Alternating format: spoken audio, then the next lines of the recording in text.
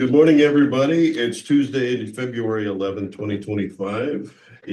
We are going to call the Jackson County Board of Supervisors meeting to order. To my left, we have Mike Steinis, myself, Don Schwenker, Nan Flegel to my right, Bjorn from IT, Lisa from the auditor's office, Luann in the back, Brittany from the press. First on the agenda is Jaden. Welcome. Good morning. Morning.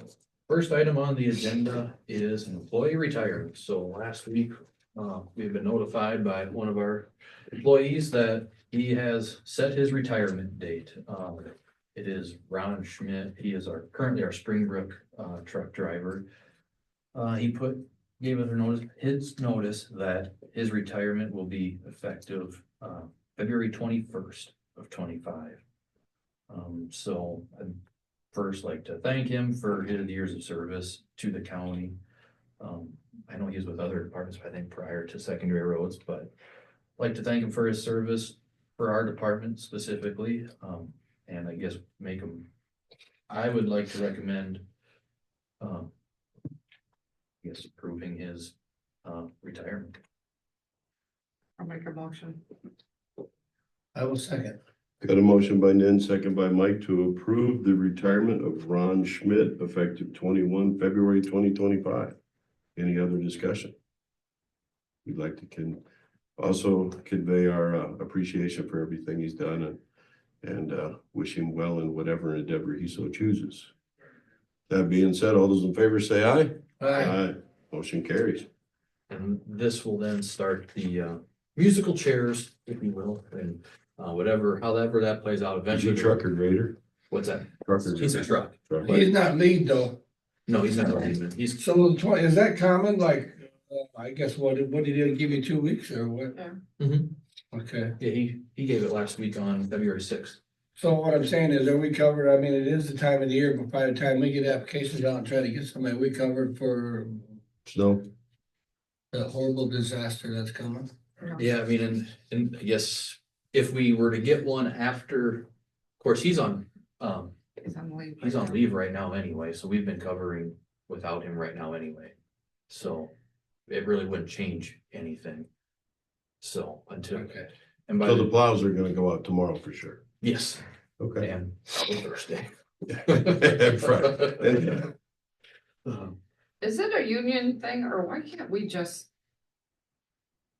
bring everybody in and set them in a room and be like, you're the senior, do you want this position? And just go around that way versus dragging this out that, okay, somebody takes his spot, now that spot's open, so now we got another week and a half before we fill that spot, now that spot's open and then.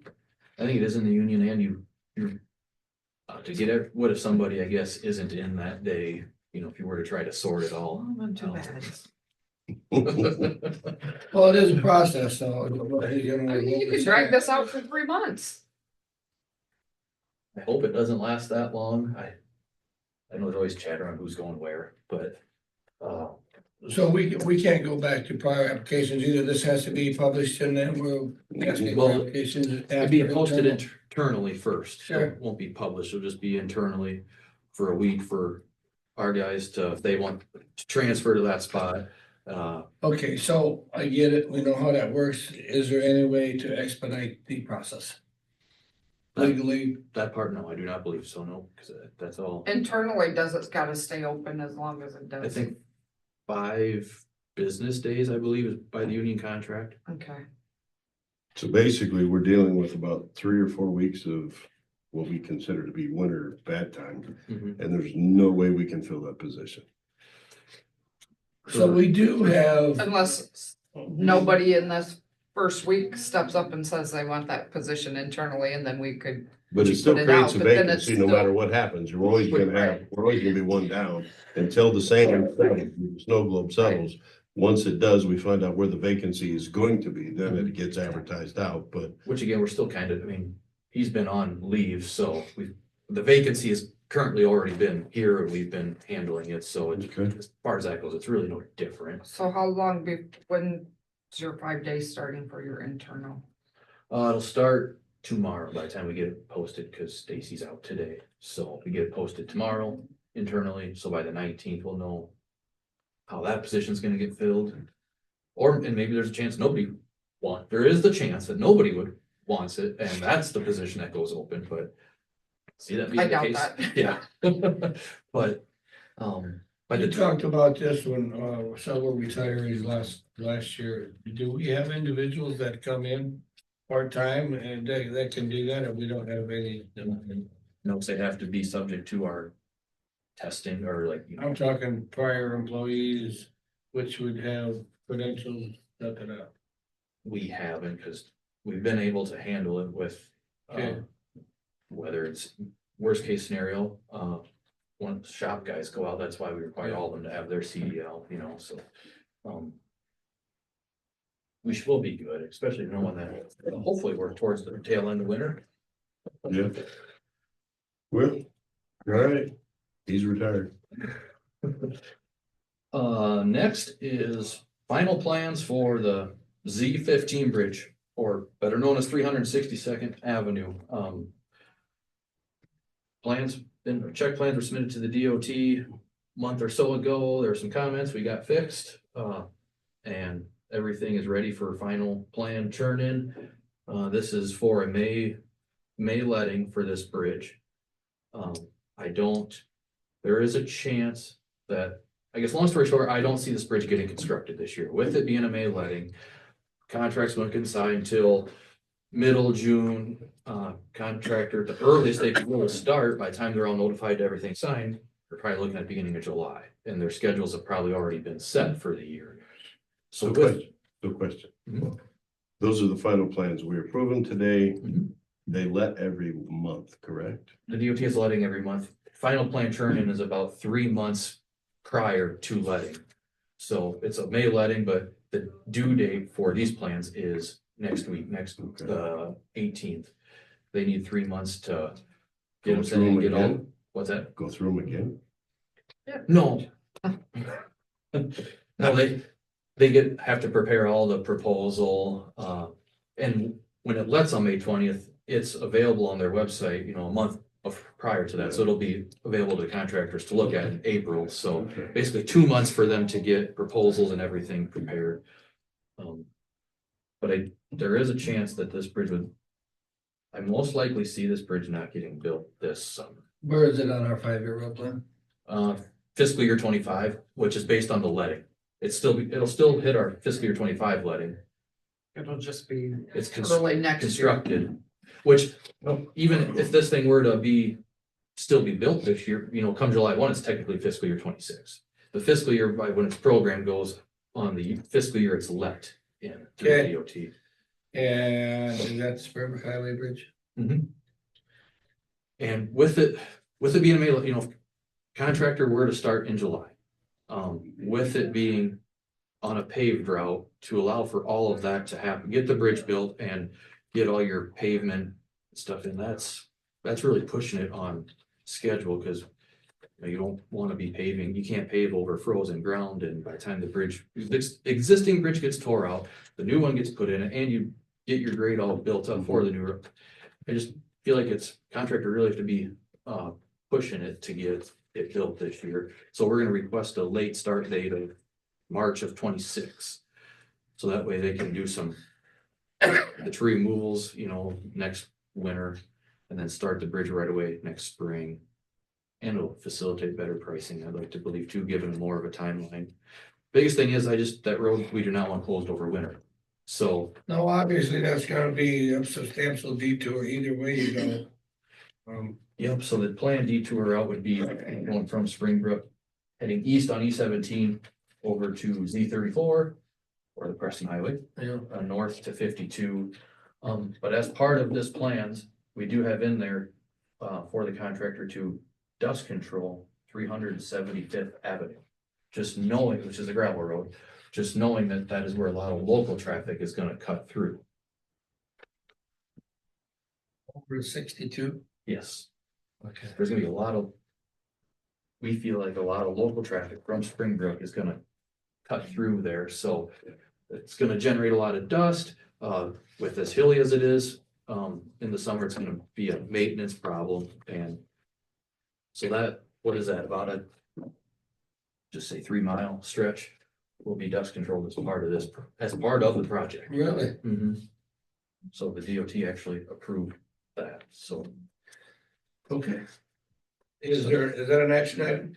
I would make a motion to approve the final plans for bridge replacement on Z15 as presented. I'll second that. Got a motion by Nan, second by Mike to approve the final plans for the bridge replacement on Z15 at 362nd Avenue. Any other, what? It was opposite, I think Lisa. I made the motion. Oh, sorry, Mike and then, sorry.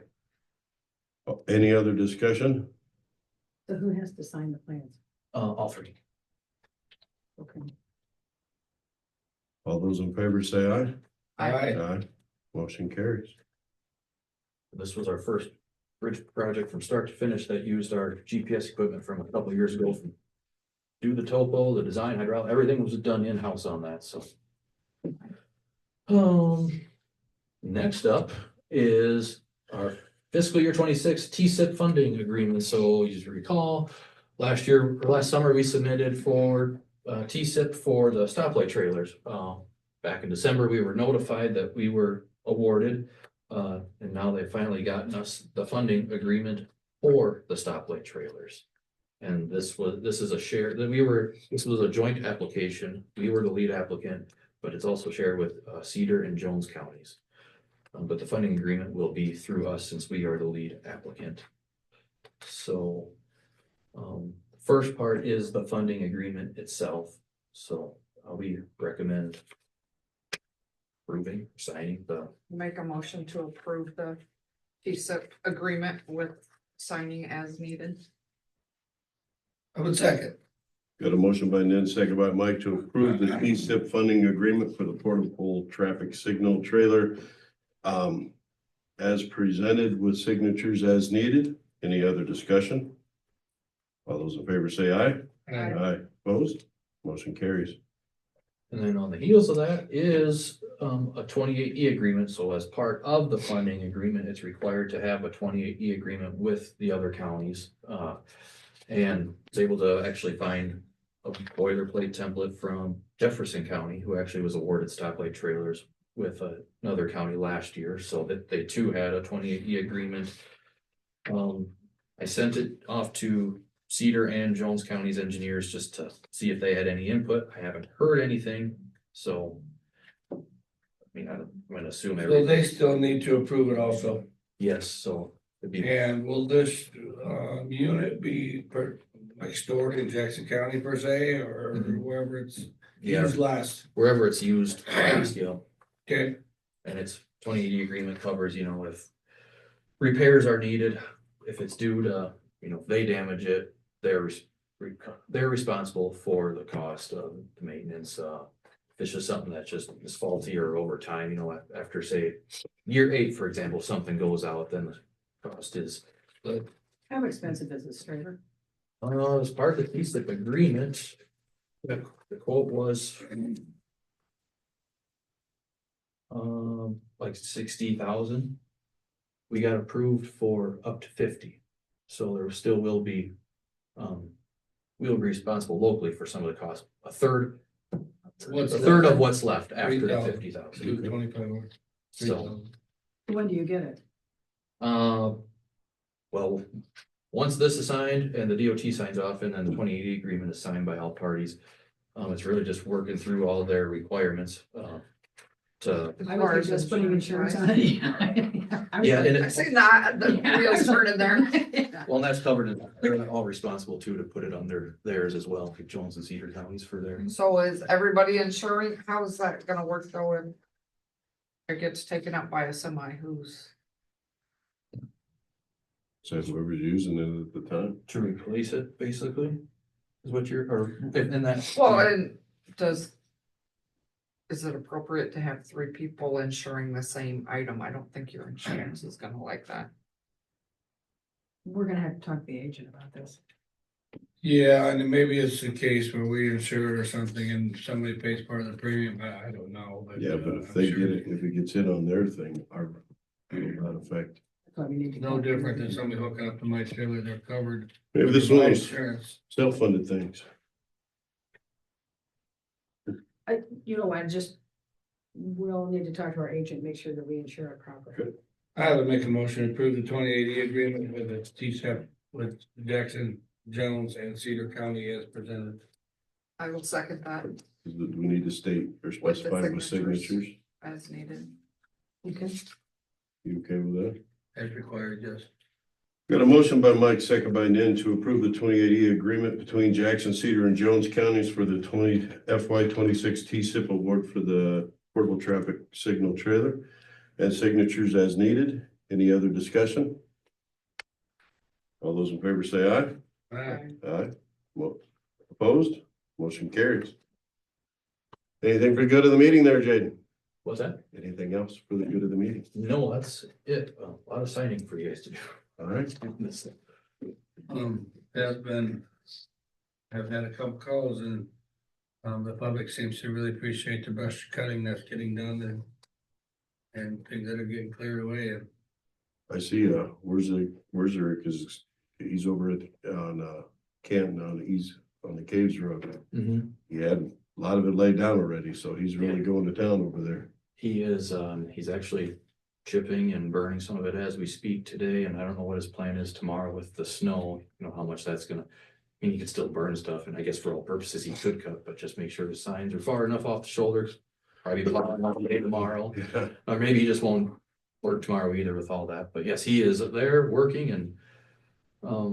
As of last week, he started on last Friday, and when I met him out there, he was thinking that he'd be done this Friday there, but this weather may have changed plans a little bit, but. We were going to have him also on E17 between Teeters Bridge, Resgate Road and 61. There are some large trees that have pretty substantial limbs overhanging the road in a very specific spot on the road. And I don't know how some of the limbs honestly don't hit our dump truck as we go by right now. So since he's there, we're gonna have him take some of them humongous limbs off because it's beyond our capabilities. And our guys have done the brush cutting up to those trees, like all the smaller brush trees, but those huge limbs are overhanging. He's like, I looked at him with him and he's like, I can easily take those for you. So while he's here with the equipment now is the best time. Is to he do done with all the other three places? it. Mhm. Yes. so in the claims, there was a claim this period for Wizarek. Is that what we withheld from last year? So he's finalized? That would be included, all of the roads that he has, yes, between July 1 and now that have been completed. That was the contract, though. There's nothing extra involved there for some reason. There is For the issues on Mill Creek. Like mobilizing twice, having to go back, or? Know the value of the trees. Since we mistakenly put that in the plans and specs that anything generated from the project becomes his property, and with dealing with what we have dealt with, that was likely not the best way to go.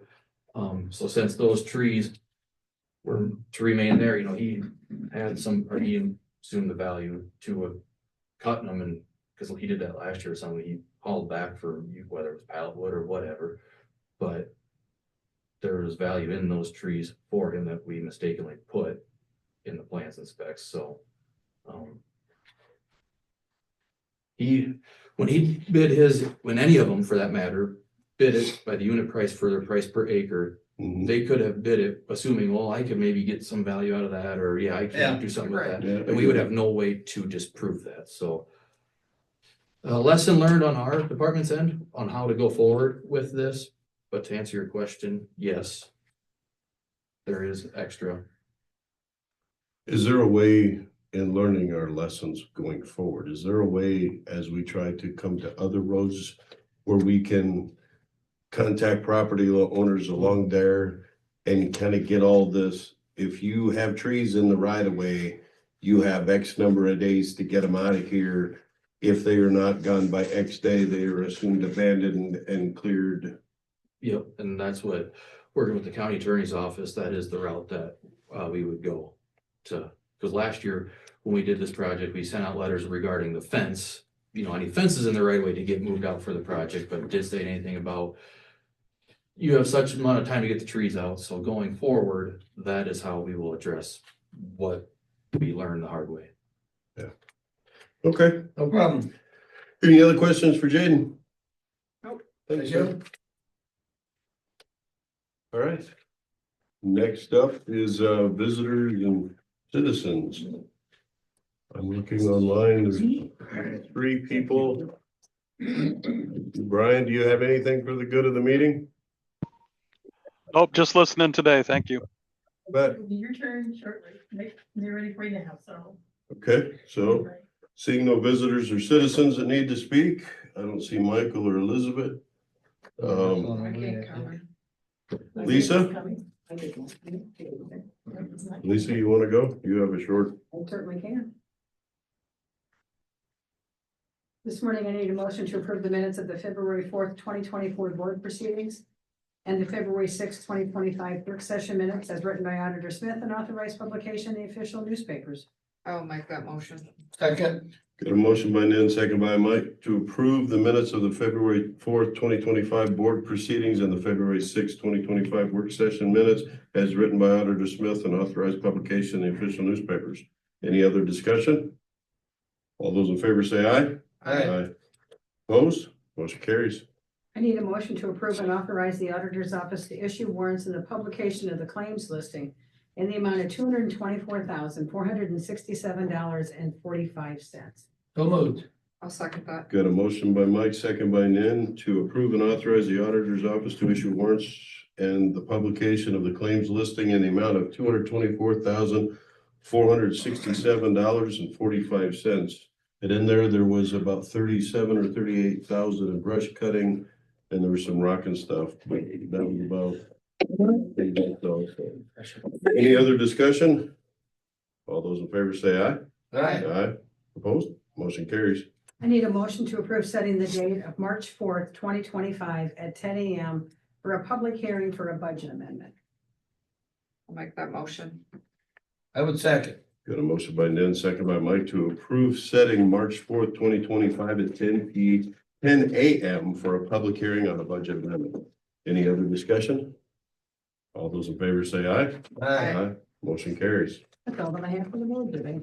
Thank you much. Who did you call, Luann? Elizabeth. Did she come? Oh, hey, there you are. I didn't see you come in. You're up.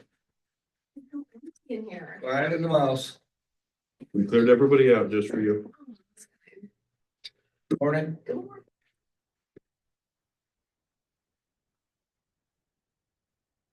Yep, you're on deck. Okay, so this is my environmental health report. Basically just a recap on everything that we did back in 2024. Some of the stuff you guys already know. We did our geo permits. We did our new website. We worked on new processes and workflows with the zoning office. We did a collaborative effort presentation with the extension office. And then we also assisted directly in completing the water main project. Coming up for 2025, last month we did the radon awareness. So we did we're starting to do, yep. Got a question. Sure. The Dressler project is completed. Wells are plugged, Yes. So there was. tested, Mhm. done, streets are done. They might have to come back There was- in and do some seeding. Yeah, so the last I heard, there was like one more well that needed to be plugged, and they had mentioned it to me, but they had already, I don't know, there was something strange, like it wasn't included fully in their funding. Anyway, they had asked me if I could assist with it, or if there was any money available. I don't know. I haven't heard anything in a while about it, so I assume maybe they got it taken care of and put it in with the USDA. Find out when. But yes, Iris. as far as I know, it's completed, except for a few little straggling things. Thank you. So yeah, so back to our radon awareness. So, we had, just promoted our test kits. We put an ad out in the paper for the radon awareness month. Didn't get a lot of kits, but, I'm gonna push those. So every time I do a water test, we offer them. It's more of a data collection. I get a lot of questions about radon in the county and what the numbers are. So I think it's important to get that data. And what did they cost? So currently they're $20 a test kit. We get some people that want me to come to set them up, so we charge an additional $15 for that. Do you have some in the office? Mm-hmm. I might stop down and get one. Okay. And we've got another collaborative effort with the Women Land and Legacy. So they approached me and wanted to do, I guess, provide information on what we offer. So we asked the public health side to work with them as well. So both public health and environmental health will be going in and doing a presentation for them or for the county. So I'm going to offer the free water testing and the radon test kits. So that won't be until I think maybe like later in March or April. Let's see, continuing to work with the zoning office. I know like right now they are still kind of getting their geo permitting put together, so we don't really know what it's gonna look like yet. As you know, mine has been in place for a year now. I was the first person to get my permits up and running, and to be quite honest, it's been somewhat of a struggle. I'd like to sit down with everybody that's utilizing the geo permitting and kind of say, hey, how's it working? What can we do better to make it flow better? But right now we don't know how it's going to flow because we're still waiting for those other permits to be completed. So that's to Geo, no, they still have work to do for us. Yeah, so there's still quite a bit of work. I mean, even my permits aren't functioning properly all the time. There's still like little things that we're finding aren't working well. Because we had so many problems, I'd only gone through complete inspections a couple of times last year. I did have problems out in the field where, you know, I would lose the internet or I would get through the entire inspection and then it would erase it. So there were a few times I was out at an inspection site going much longer than I normally would have had to because the geo permitting was not working. So we assume, Lisa, that that's gonna be completed before July. I have nothing to do with it. I would say Okay. no. So just knowing how long it took me with my permits, and it's been a year now, and they're still not fully functioning the way they should. I would say with the zoning coming in that they haven't even started using theirs yet. So we don't know what it's gonna look like. I had a lot of kinks in mine and a lot of back and forth with their staff trying to get stuff figured out. And so now the issue is that zoning's working on theirs, and some of these permits need to be combined to create a workflow. And so that it's gonna start everything all over again. Yeah, we need to keep that on task, because, yeah, all of a sudden that gets set behind and then it don't get finished or completed. My question is, how does zoning and public health then work as far as the nuisance complaints? Are you working hand in hand with the nuisance complaints also? Or, So currently, I do not have anything with the nuisance complaints. It's all zoning. I mean, originally nuisance is a public health issue and concern, but I think the reason it ended up in the zoning office is because in the past, we've had zoning health combined administration. And so when those got split up, as my guess is that half of it got sent off to the new zoning administrator and the other half went to the health department side.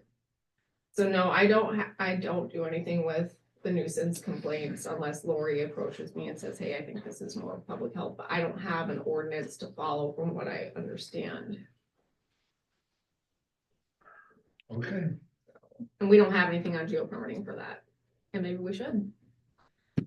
Whatever we're paying for, Yeah, we're gonna get it. I'm not happy with it, but like I said, we've got to get Lori's stuff completed before we can make a determination on if it's working or not, or what we would need to do. And I know Bjorn's kind of been on some of it. So we need to probably follow up with Lori, the last 2 meetings, so the last 2 months, she was supposed to have been doing some QA work and she's been gone on those meeting days, so I really don't know where we're standing with zoning. Yeah. Could be close, but I don't know. And the QA stuff is hard. The QA is when we go in and we pretend like we're applying and this and that, so we can identify anything before it goes public. And which I did myself, but then still there was kinks, you know, that we have a lot of dead applications. So people that applied for an application, we couldn't proceed with it because the link was broken. And Perfect timing. She sent an email.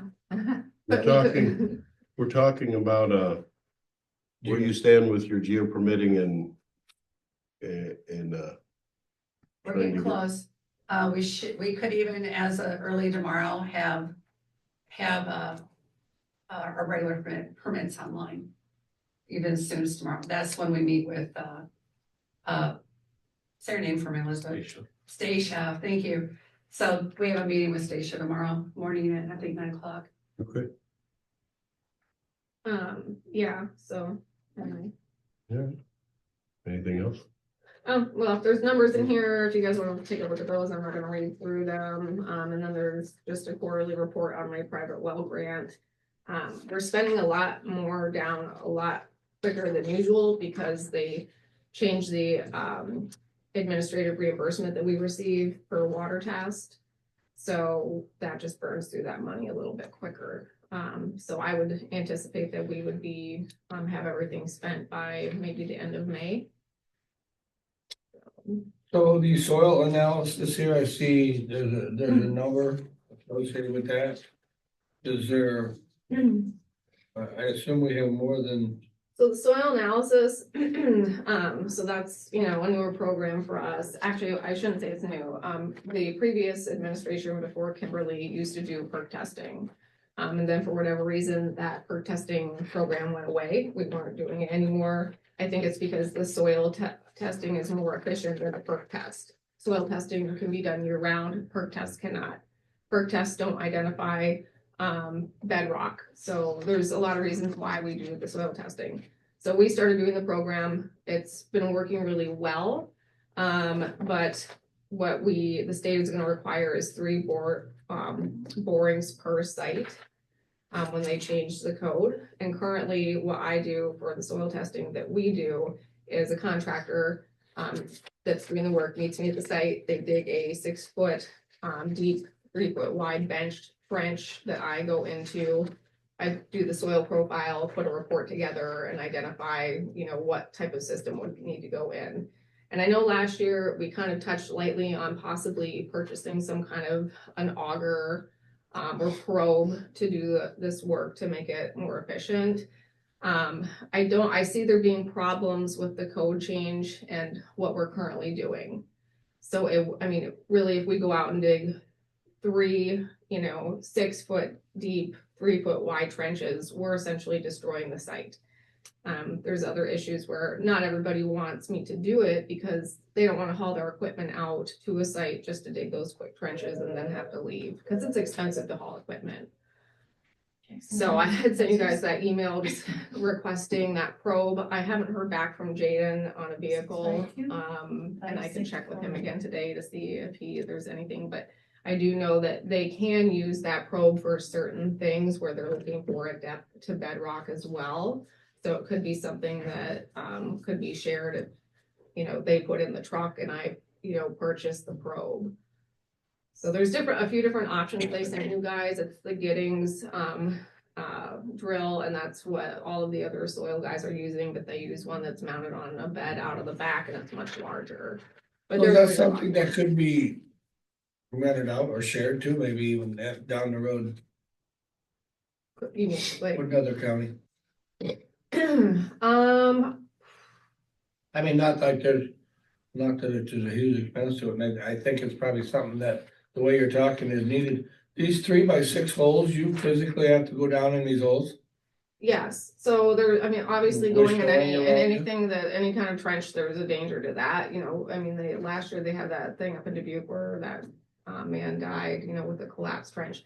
We don't really have a lot of a type of soil here where the ground is going to collapse, but it could. But I'm very specific with these guys. It's gotta be benched, it's gotta be a certain, depth to it and a certain width. So, but yeah, I don't know that we're gonna be able to continue to do the program. I like the program because it just works well to have us do it. Currently, the way it's working is it really puts a hold on people's application to get a septic system because Where we're are they waiting for coming this. from now to do these borings? Illinois. We have one guy out of Dubuque, but he mostly just does the perk testing, but he charges $1,000 per perk test. The guys out of Illinois, they charge, I think, close to $600. So, and it's not that, you know, And if you get this thing, what are you gonna charge? so currently we charge 400. I would probably propose 500 or 550. We're not, I mean, we could charge more potentially, but I would just roll that into the septic permit. So we would have a one-stop shop. They wouldn't have to apply for both of them. It would just be like. Well, then you're not waiting on somebody else either. It seems like a win-win, but. yeah, Right, because whatever. right now they go into geo permits and they can't start the application until they have the soil test. So it's very confusing for people, even though I've tried to put it out there and make it as clear as possible. And as far as, maybe I'm getting off base here because this is just your report, but I'm looking at this soil thing. As far as the time you would have involved would be about the same either way, because you gotta be there anyway. Yes, so I mean, typically, like a soil analysis for 3 borings, because I go to these other borings when the other guys come out as well. It takes about an hour, I would say. You bore a hole, you view the profile, you write it up, you put a report together. So it would be 3 of those, and then right away, you know, they can do the application and get that process rolling. For right now, I have a lot of applications that are just sitting out there pending, waiting for that soil analysis. Okay. So it'd be efficient and it would bring in revenue. So, Appreciate it. yeah. Anything else? Any No. questions? All right, Thank you much. Thank you. Have a good day. You too. Miss Lori. How are y'all this morning? Good morning. Come on up. I'm just giving you these pictures on paper.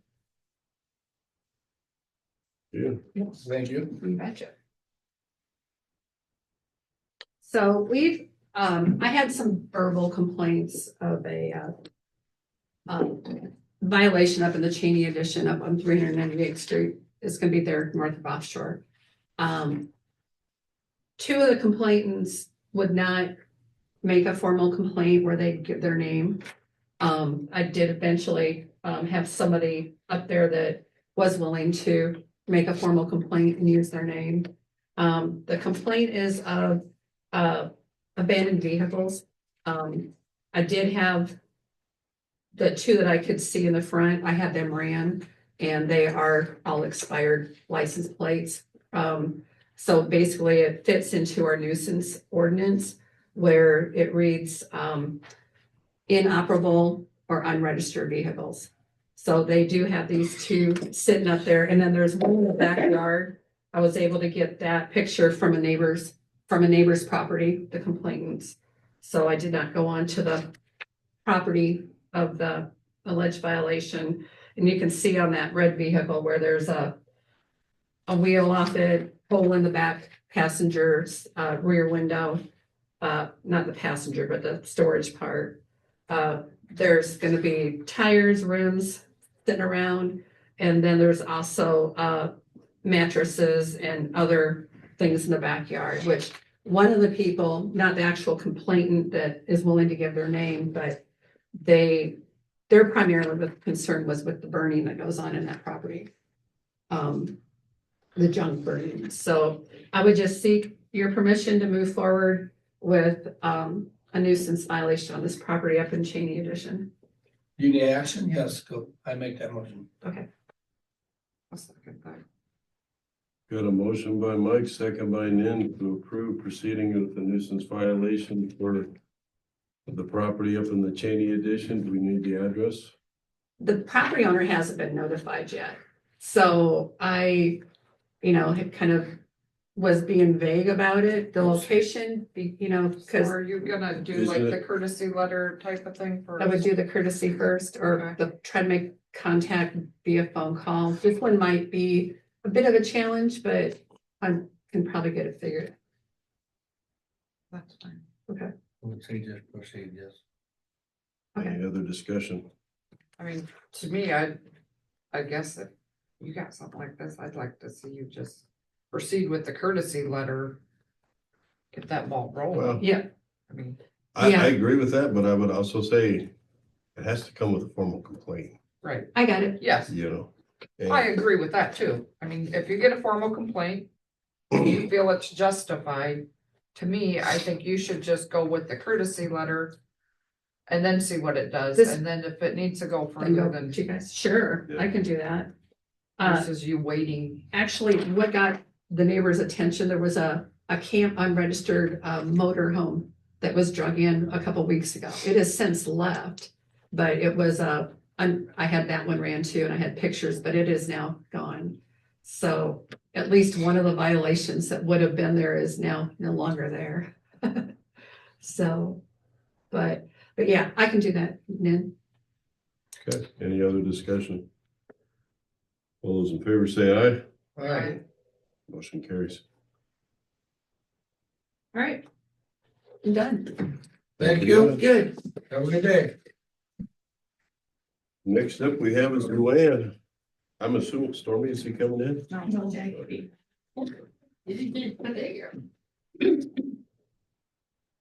Surprised not to see Nathan on, because he missed last week, but he, I think we had to move it ahead. I think you had a conflict.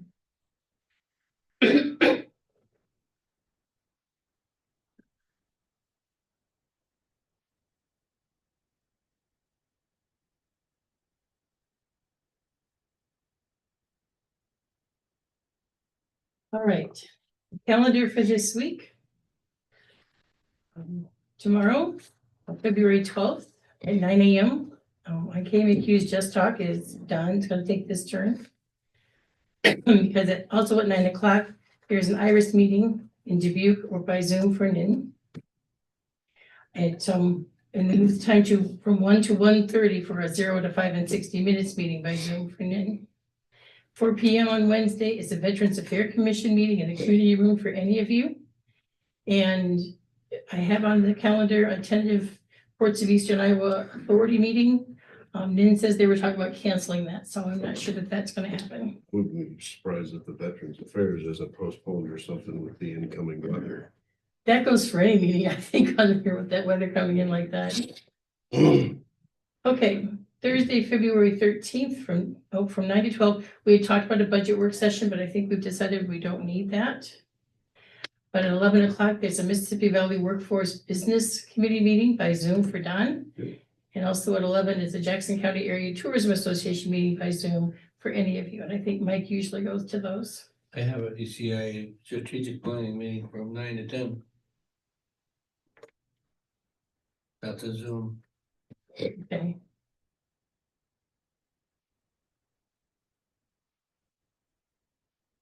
Okay.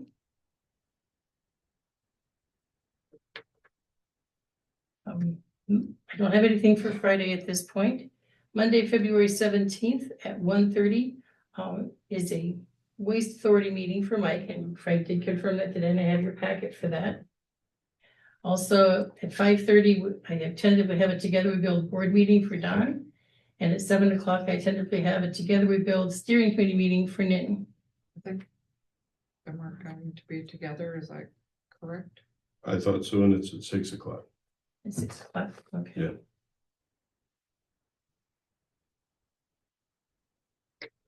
Okay. Our next regular meeting will be Tuesday, February 18th at 9 a.m.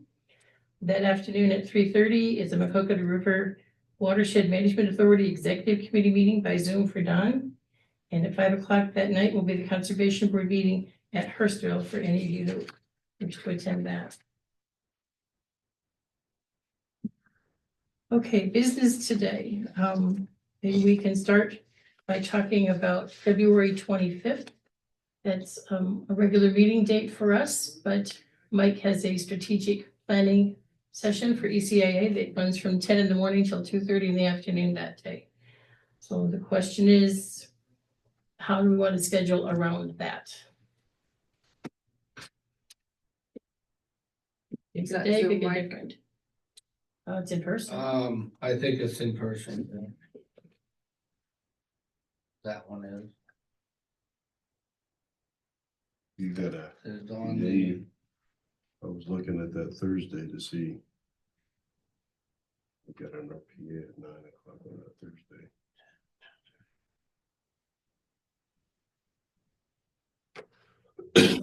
We could go earlier in the morning, although it's gonna cut it pretty short for Mike. We can go in the afternoon. We can go in the afternoon on Wednesday. Tentatively, there's an Iris meeting on Wednesday morning, but I don't know for sure. Early in the morning, well, you drive on Tuesday mornings, don't you? no, It'd have to be done by 9 to get him up to Dubuque. Close to 9. Well, just has to be a short meeting. Is that a claims week? It is. So we do need to meet, so. We do an 8 o'clock? That's what I would suggest. Because we're here at 6 o'clock on that night. Yeah. Or do you wanna, Because that's Do the, it or do you beforehand. wanna schedule your meeting at 5 o'clock and start the wind ordinance at 6? Start at 4:30 and I mean, it's up to you guys. I if, don't- if that's feasible to everybody, I'm fine with it. Doing it at 5 or whatever Yeah. that evening? I can make that work. now we're gonna be enough. That's up to 4:30. whoever puts I will the make it work. agenda. Whoever puts the agenda together. The only problem we'll run 4:30, that into gives is, you a little break. I mean, what's that? Well, 4:30 yeah, gives you an maybe hour and a we'll run half. An hour and a half, it ain't, yeah, we're walking downstairs, yeah. Yeah, so. so, So I would say my suggestion would either be do an 8 o'clock early meeting, short meeting out at 9 so you can drive, or, you know, That would save you driving over here twice, though. It doesn't matter either way to me, I can do whatever needed, but. I make a motion, we go for 4:30 on the 25th. Or even four-ish, 4-ish, okay. yeah, I'll make 4:30 4 o'clock. 4:30 4:30 works better for me. okay, I'll make a I- motion for 4:30 on the I would 25th. second that. We got a motion to move the regular supervisors meeting on the 25th of February from 9 AM to 4:30 PM. Any other discussion? I have a discussion. We are supposed to do an employee review that day around this meeting. Who's So we? Becky told me to set aside some time on the 25th for review for Jaden's review. Okay, So will we have time if we do it at 4:30? Do we want to do it on a different day, his I would review? talk to the lady that makes the schedule and make sure we have time. I would assume with 4:30, we got an hour and a half. Yep. I would assume that review is not gonna take a long time, probably, I would, I think we should be fine. Okay, if we can't, we'll have to postpone it and set another time. That's a suggestion. So any other discussion? All those in favor say aye. Alright, Aye. Motion carries. and again, this was for 4:30. 4:30 on the 25th. thank you. Second bit of business, we have received a resignation from John Manson from the zoning commission, so I'm looking for motion to accept his resignation from the zoning commission effective immediately. So moved. I'll second that. We got a motion by Mike, second by Nin to approve the resignation of John Manson from the zoning board. We would want to extend our appreciation for everything he's done on there. I know the last year and a half has been rather taxing and demanding, so we just make sure that we appreciate everything he's done over the years. Any other discussion? All those in favor say aye.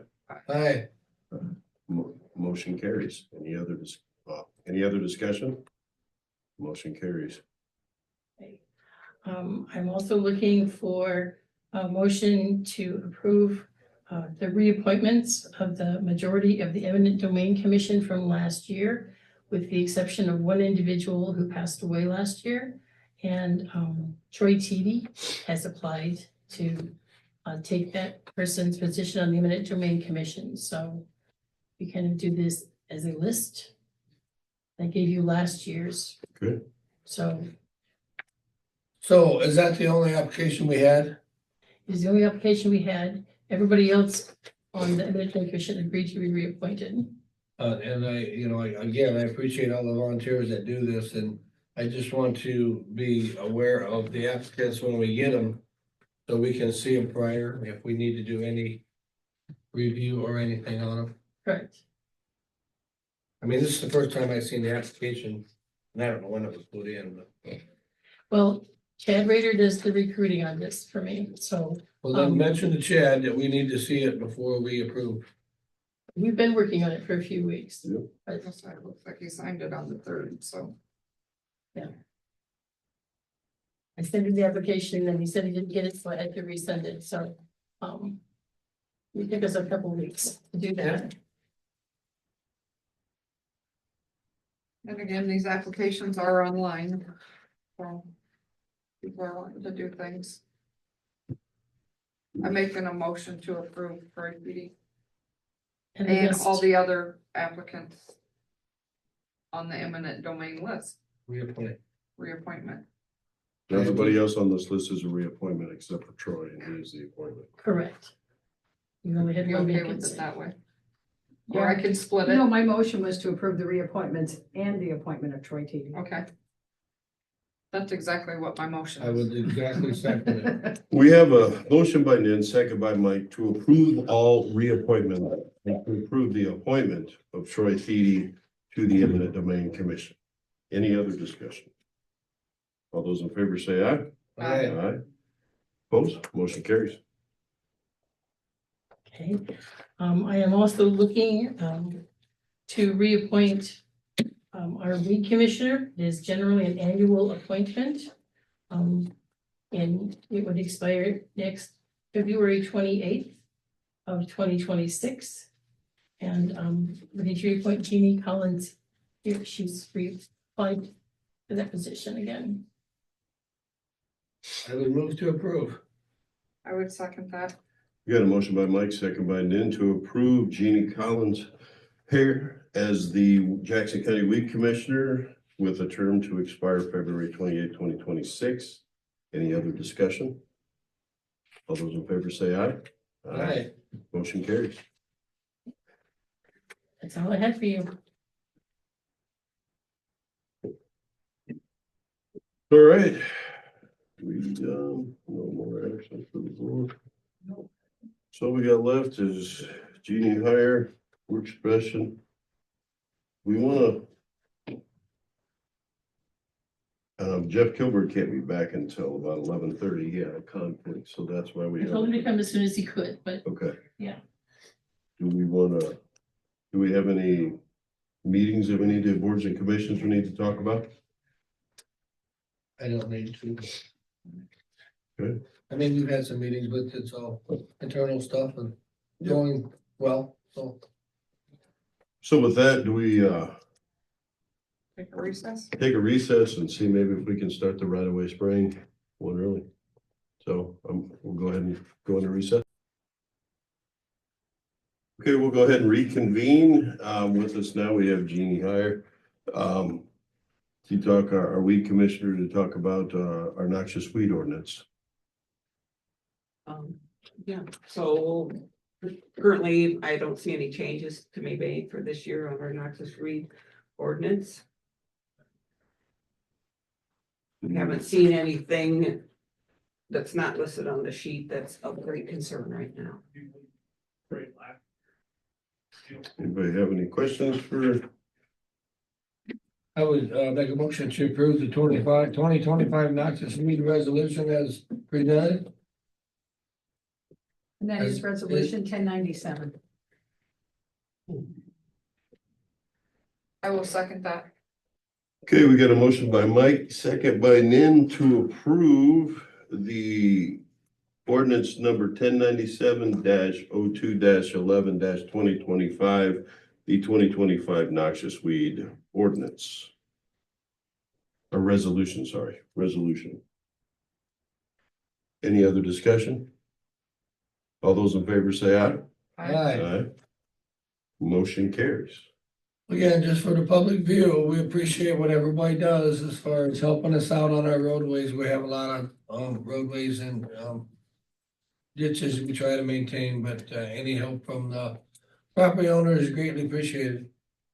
You bet. And along with that, I would say if you got areas that you don't want sprayed due to wildflowers or whatever, make sure you're letting secondary roads and the conservation department know of where these are at. If we can put a no spray order in place. Right. Thank you very much. We appreciate it. Do we need to do anything with the? Just make a motion to have it maintained for the roadside The vegetative roadside on plan. our, So we're gonna basically do nothing because we've been told that we don't need to pass that every year, so, Okay, I would say it's okay doing it. okay. all right. We'll go ahead and go into recess.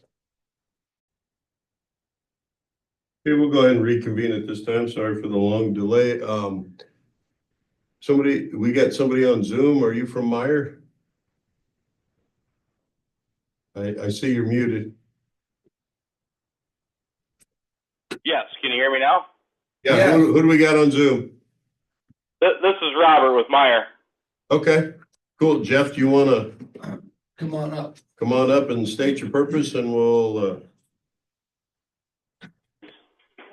First off, you guys have any other questions? I mean, there might be some questions about these bids that came in. well, I saw your email justification saying that it's a 30, Okay, so I understand I like the concept of what was proposed. Because of the 7.5.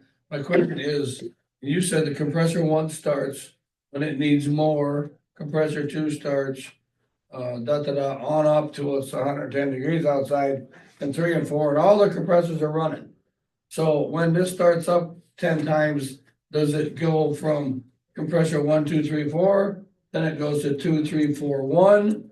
Do they rotate in the process so that compressor 1 is wore out and compressor 4 never got used?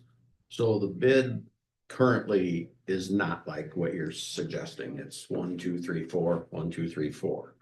If you wanted to cycle to maybe next time, I think the way he explained it to me, it'd be odd numbers and even numbers. So this time the odd numbers will start up, then the next time the even numbers will start up. There's an additional cost to do that. What much additional cost? 3,250 to do something like that. And what does that do for the warranty, Robert, or a suggestion from you to say, I don't want compressor 1 running all the time and wore out all of a sudden. Now I got, and number 4 never got used.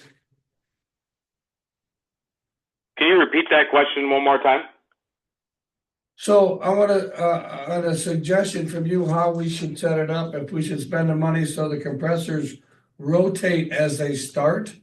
Like, so compressor 1 always don't take the brunt of the start. Maybe it goes to compressor 2, 3, 4, 1, or compressor 3, 4, 1, 2. So we rotate the start and the use of the compressors so they get used equally.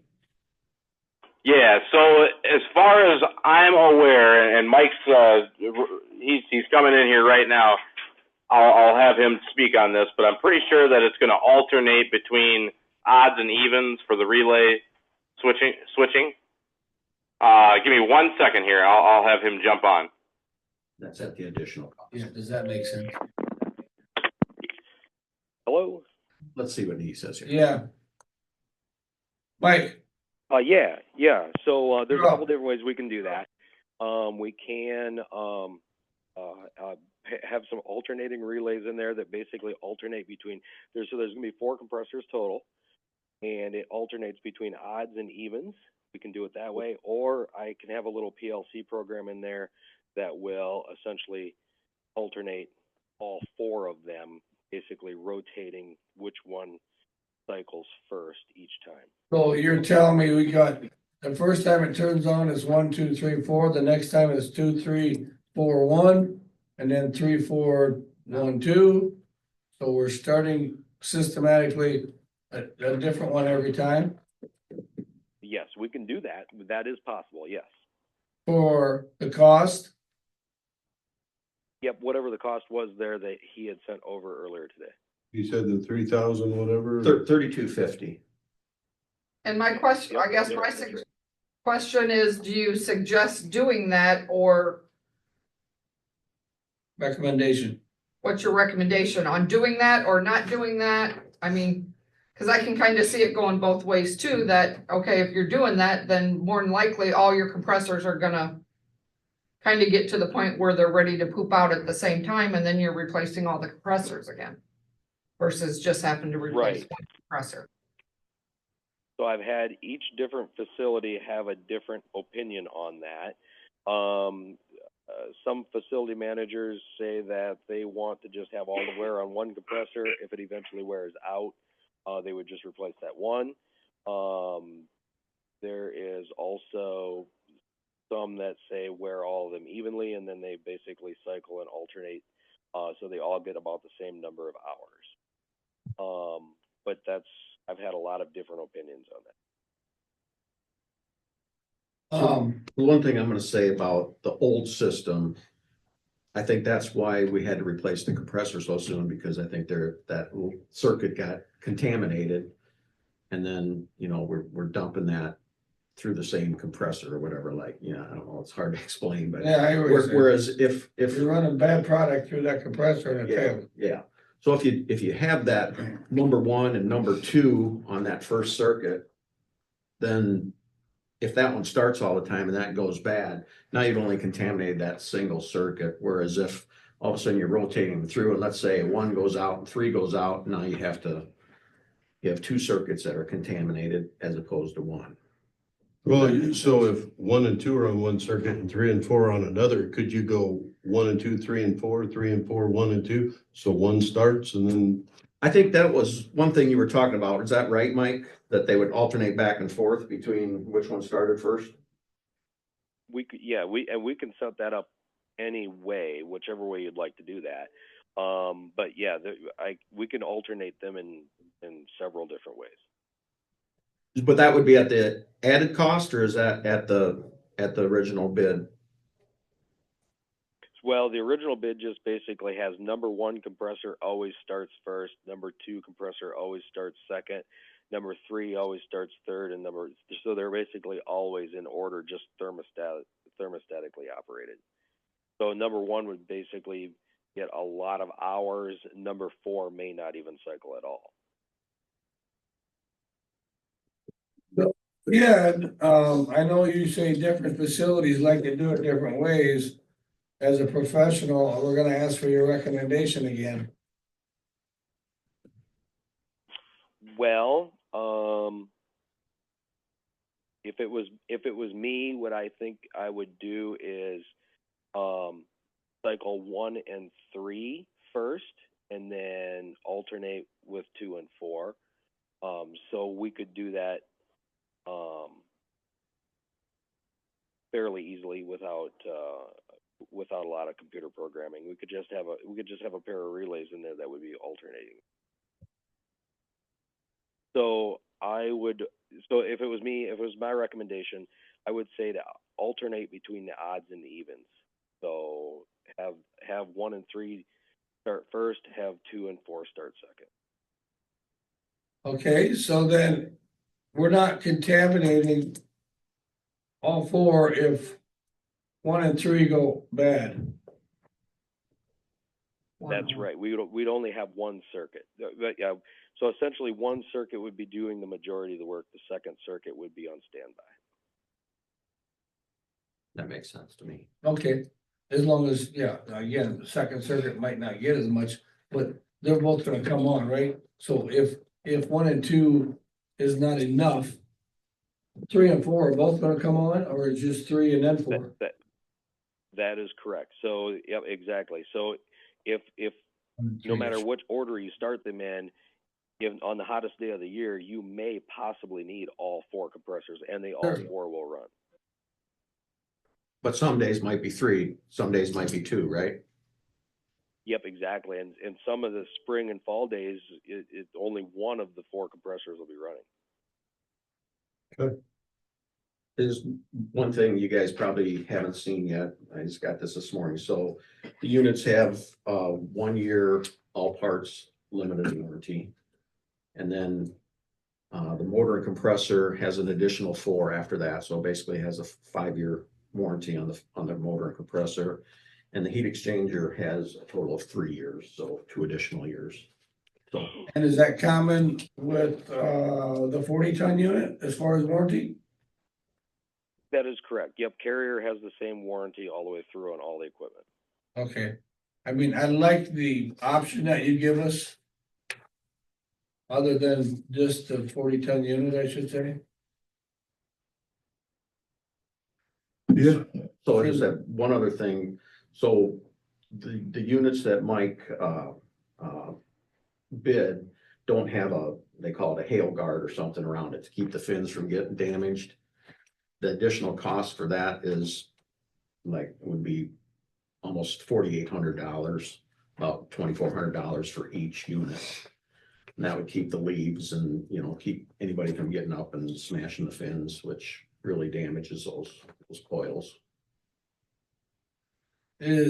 How close is that to the unit? Is that built into the unit, or is that something like a fence around it, or a 3-inch gap in between it? Can you answer that, Mike?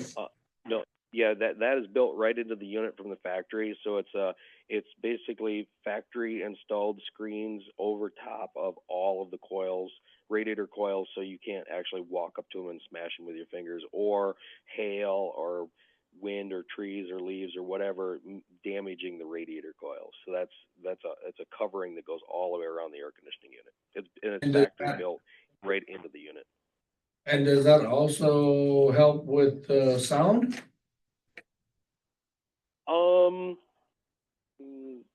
These units aren't very loud to begin with. I guess the fans on the top would be the only thing you're really going to hear. The compressor is fairly quiet. You're probably not going to hear that. So I don't think the screens won't actually change the sound in any way. Something you have to blow out once in a while. Yeah, wash them out. That screen comes off and then take a hose. So they are removable, yes. So you can remove the screens in order to wash the air, if you wash the dust off the radiators and stuff. So these are removable panels.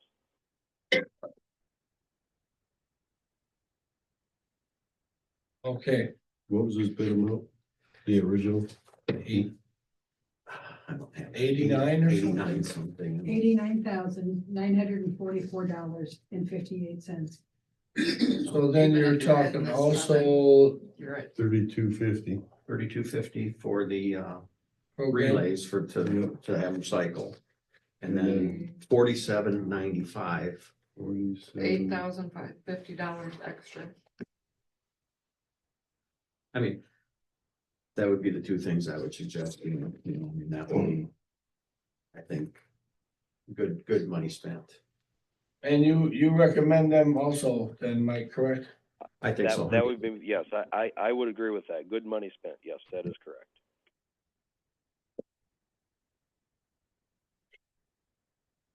Any more questions? I don't have any more questions.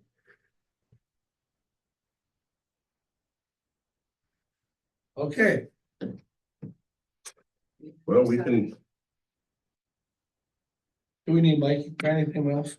I don't think so. I mean, Okay, so so I guess this is where I will ask, because it doesn't say discussion of possible action on this, it just says award chiller contract. So we can make a motion. Is there a motion? I would make that motion to approve the original bid with the addition of the relay starts, whatever you want to call them, and the fin protectors as suggested. For a total of $97,994. That's what I came up with. 58 cents. 58 cents, yes. is that the same number you come up with? I got Mike? 97,989.58. Is that what you got? I got $994. 89,944.58 plus 3250 plus 47.95 equals $97,989.58. that sound right to you, Mike? Are you there? Yep, that's correct. Yes. Yep, that is correct. Yes. That's my motion. I'll second that. Got a motion by Mike, second by Nan to approve the initial bid for the chiller in the amount of 89,944.58, but also including the relays for 32.50 and the shroud protections for 47.95 for a total of $97,989.58. Is there any other discussion? Yes. Is there a deadline? May 31st, I thought it I was think in. May 31st is what we had on the sheet, and I think Mike says he can make that. Okay. Any other Yeah, discussion? we can make May 31st real easy. No problem there. So, before you guys vote on this, I mean, we'll have to put a little pad of cement out there. I mean, that was something we planned on doing originally. I mean, probably a couple, 3 yards of cement and then whatever we put around it for fence, and that'll be additional yet, but. Any other discussion? All those in favor say aye. Aye. Motion carries. Thank you very much for everything. Thank you. Thank you. Mike. Thanks, Mike. Okay, Well, here. yeah, bye. You got something else you guys want to talk Nope. about that or not? Okay, I'm just gonna update it, just a couple of things. So we've got a vacant office in the courthouse here, so we're going to paint the walls and put some lights up in it. Where? Up in the Brad Keys. attorney's office. So I mean, they're kind of a blue color and not very nice, and we got the lights, so we're gonna try and get that done before somebody Okay. goes in there. And next Wednesday, they're coming to measure the blinds at the sheriff's office, so that's in the works. So Okay. that's all I got.